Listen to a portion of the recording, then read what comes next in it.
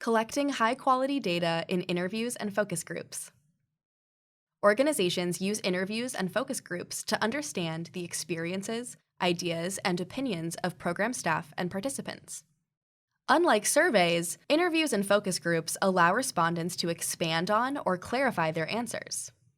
Choosing between an interview or focus group depends on the program's goals, number and type of respondents, and time constraints of the data collection.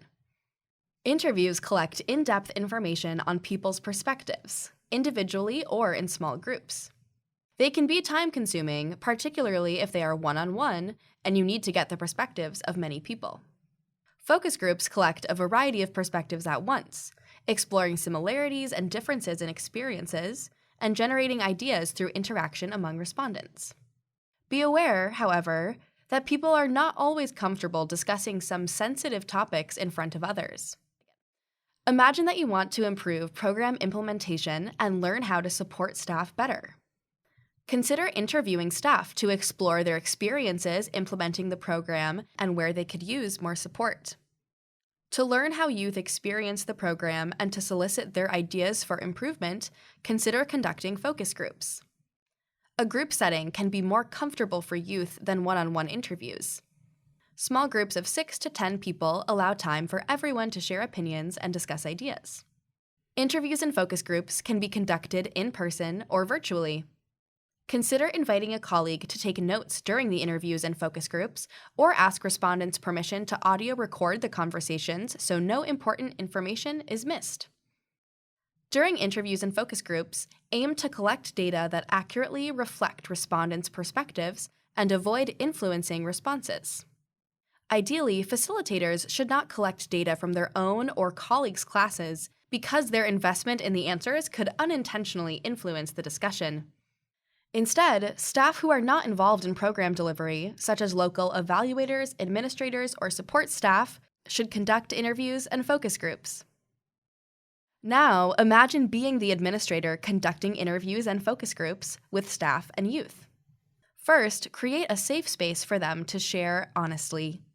Before beginning, tell respondents what information the program is seeking, why it is important, and how it will be used. Let them know their participation is voluntary and they can stop participating at any time without consequences. It's also important to ask respondents to assent or agree to participate before starting an interview or focus group. Youth younger than 18 must also receive consent from their parent or guardian to participate. Remember that you might need approval from an institutional review board before collecting any data. Establish rapport by demonstrating interest, such as by listening carefully when respondents speak, and create a comfortable space, such as by offering snacks or starting with an icebreaker.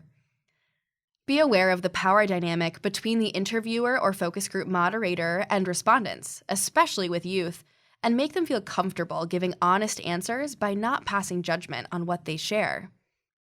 Throughout the interviews and focus groups, use a conversational tone.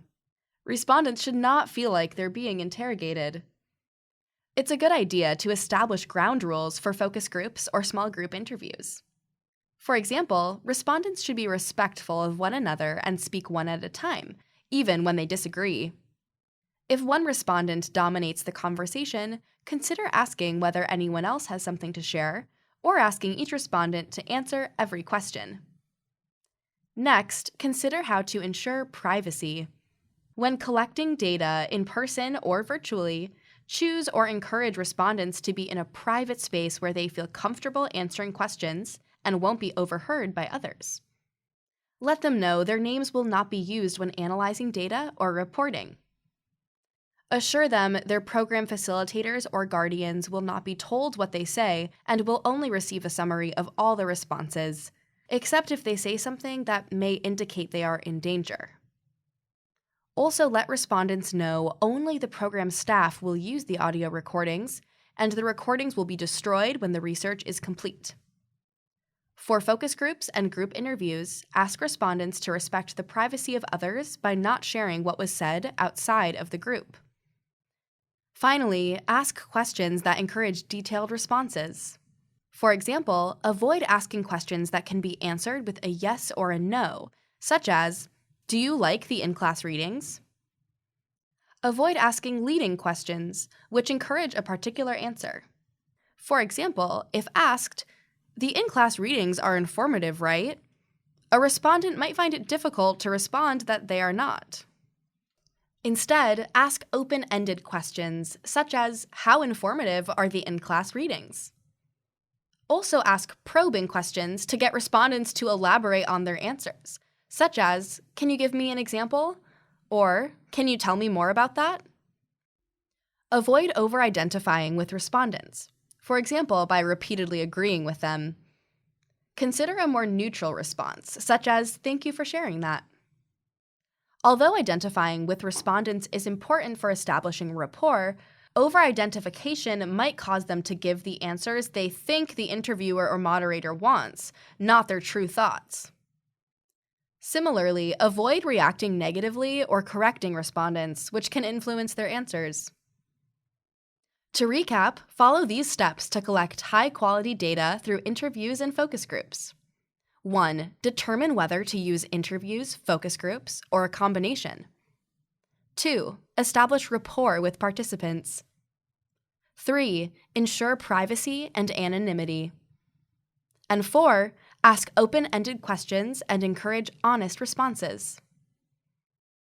For more information on objectivity in data collection, please see the accompanying tip sheet. Visit our website at sraene.com or contact the Serene team at sraeta@mathematica-mpr.com.